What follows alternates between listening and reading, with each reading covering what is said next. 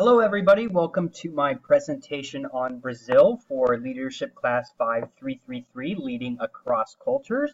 My name is Timothy Dauk, and today we're going to dive into, if you were doing business in Brazil, how to be successful. So let's start with the introduction on why I chose Brazil. Actually, the reason, you see it right here. I thought this statue was really cool. One of my great friends actually went down there recently and did a helicopter ride around Rio de Janeiro, where that statue is, and it's on top of just a magnificent mountain, and it's so beautiful. It was actually built in the 1930s. As you see here, it's actually called Christ the Redeemer. So it's just an amazing statue. So that's actually what piqued my interest to pick this topic.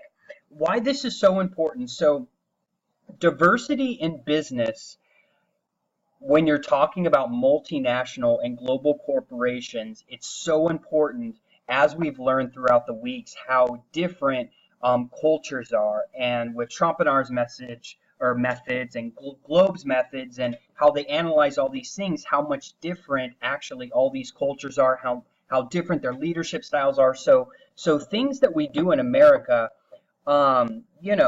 if we went to other countries and do them, people may feel rude or offended by just simple things of the way we use our body language, the way we greet someone, and different customs and courtesies, which is what we're going to be going into. So this is very important, because doing one of these things wrong when doing business with another country or trying to manage a team could be detrimental. So we want to make sure that we value other individuals' cultures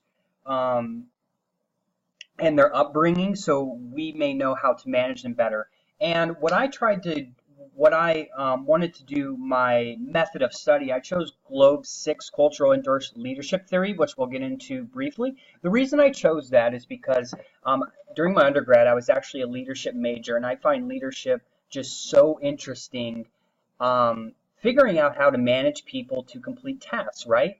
And I really do think your cultural upbringing has a huge impact on what type of leader you're going to be, and also what type of leader that you can be influenced by, which I think why I picked Globe. So it basically shows you, based on these global statistics, how to manage these people effectively.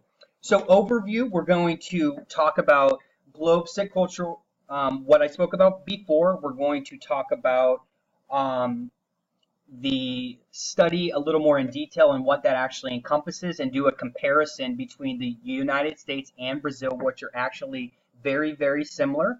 We're going to talk about brief overview of Brazil, government, ethnics, etc.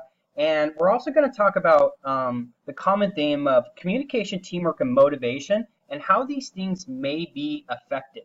So let's get into it. So Brazil is geographically located in South America. As you can see here, very big country. Actually, 207 million people live in Brazil. Their government structure is pretty much the same as America. They have a president. They have the 3 branches, the executive, legislative, and judicial. As far as the ethnic portion, it's mainly Portuguese. So back in the day, Portuguese settlers and African slaves kind of migrated to South America. Now, primarily, just like I said, mainly Portuguese, followed by Italian, Spaniards, Germans, Japanese, Arabs. As far as religion go, they are the largest. They have the largest numbers of Catholics in the world. So I did find that pretty interesting as well. So let's see the cultural comparison on the next slide. So this is the Globe 6 culturally endorsed leadership theory. These are the breakdowns. As you can see, the USA is in blue and Brazil is in orange. And let's just briefly talk about what these different ones are. So charismatic, the ability to inspire, to motivate, and to expect high performance outcomes for others based on firmly held core values. You can see both US and Brazil have high scores in this area. Team-orientated, the ability to effectively manage teams, build teams, have a common purpose. You can see they do very well in this area too. participative, the degree to which managers involves others in making and implementing the decisions. You can see that score is very high as well. Humane orientated, leaders are supportive and considerate. Autonomous. Now, as you can see, they're pretty similar in almost all areas, even self-protective, which we'll talk in a sec, but autonomous to the degree to which leaders are independent and individualistic, right? So you can see that that score is much higher in the US, significantly compared to everything else. So by this, we can basically analyze and say, there's not, there's kind of definitely a lot less independence and individualism inside Brazil. And we're going to talk mainly about that in a couple other slides when we get into family ties, and which is probably one of the only and one of the most drastic differences between these two cultures. So let's get into the first one, communication. So the primary communication in Brazil is Portuguese, right? And you won't find a lot else. Not Spanish, not anything. Everyone speaks Portuguese. And as far as their body language, so Brazilians have a very relaxed body language. They're very affectionate. So putting a hand on someone when talking to them is simply just an indication of interest in the conversation. Even a handshake between men might be, so when they may handshake, another arm might be put on the man's shoulder. And in terms of like body distance, people are actually pretty close into proximity of each other when they're speaking with each other. So just a couple things to be aware of. So hellos and goodbyes. So introductions can be quite formal. Men will shake hands, women will kiss on the cheeks. But in groups, people often introduce themselves to each member in this way. So it wouldn't be, in America, when you kind of address everyone, hey, how's everyone doing? It would be more on that just personal level because of the culture, which we'll get into just a little bit more here in a second. So as far as conversation style, so conversation style is actually kind of crazy in Brazil, especially in groups. It's very lively, dynamic, and very noisy. Normally, everyone seems to be talking at once, and interruptions are frequent. So often people don't get to jump in and finish what they're saying before someone else jumps in as well. However, no one is really offended by this. So these are just some important things when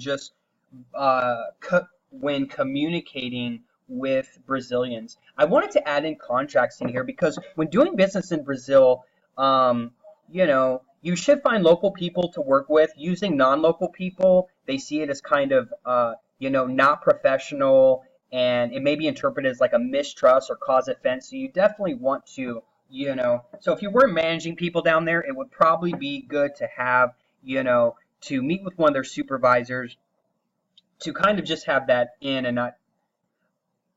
Yeah, sorry, I kind of lost my track. So, but it is also part of I wanted to add this because it's actually part of Brazilian protocol that documents are not normally signed immediately after like you reach an agreement, but are they're prepared to sign later. So a written agreement, even though it quote unquote may still be binding or may not be, it may change from the version that was agreed upon and may change again as well. In Brazil, cultures that view the contract as the last word. So a contract can be revised and modified as work progresses and deadlines can change. So it's not, I know in America we're so on, right? Like, what did the contract say? What's the criteria? But in Brazil, they don't value contracts as much as we do. So that's very, very important to know that when doing business down there.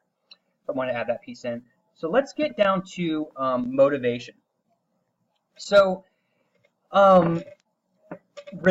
this is the biggest part. The biggest difference between the U.S. and Brazil is just the relationships and the family ties. So the focus on relationships. So this is a very relationship focused and not like a system-oriented society. So in both personal and business life, like contacts are made face-to-face instead of like through written communications. And phone calls are considerably lengthy too. So just like so much time is spent on establishing and maintaining relationships, kind of more so that is done in America, but it's probably just like a little more, it takes a little more time in Brazil. So if you're going to close a deal, it's probably not going to be, in the same day.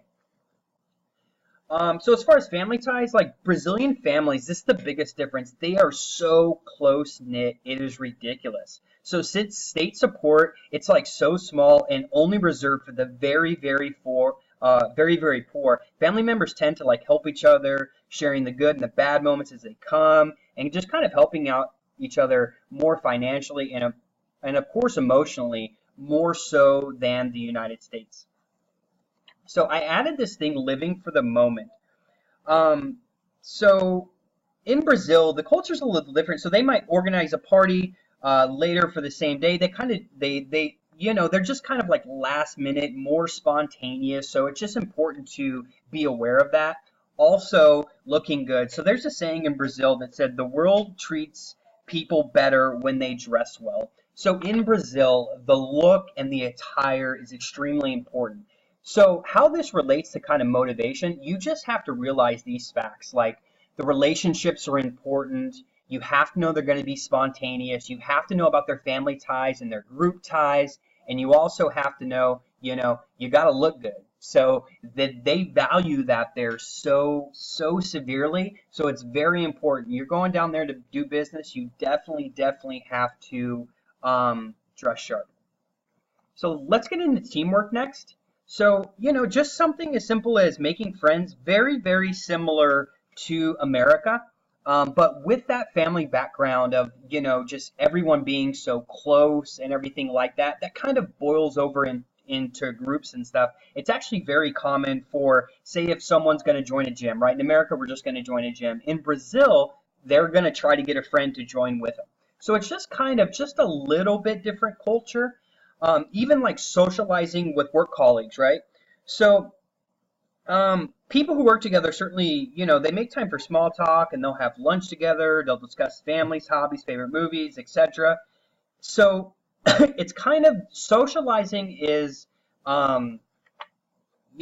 pretty much the same as in America as well. And then just friendship the Brazilian way. So kind of just to reiterate, things are done just a little different. Relationships, like they want to get to know people, but they're just more apt to get to know them before, they do business with them or they build a friendship. But once you're in that circle, it's just really tight knit. And that definitely encompasses communication, motivation, and teamwork to know this culture, just tight knit, the families and kind of these different things that will help you manage these individuals or close business deals with this country as well. So the Christian Bible verse I chose to get was from Galatians 3:28. It says, "There is neither Jew nor Greek, there is neither slave nor free, there is no male and female, for you are all in one in Jesus Christ." And I thought this was a very powerful quote because it just goes to tell us, like, everyone's different in the world, right? But when you get down to it, everyone has the same blood and there is one God.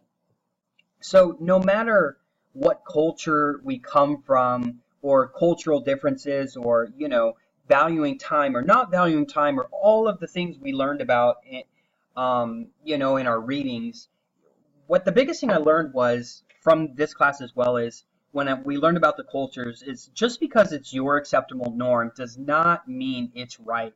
So I think that kind of goes along with this quote as well. So I found that very powerful. So in closing, which I didn't put any notes for because I was just going to wrap up, we talked about, a brief overview of Brazil. We talked about the Globe 6 cultural, leadership theories and compared them to the USA and Brazil. We talked about communication, motivation, and teamwork and how those might be affected by cultural differences. And then I topped it off with the Christian Bible verse, which I thought was very cool. So as far as my research, and I'll wrap it up here, I got my two,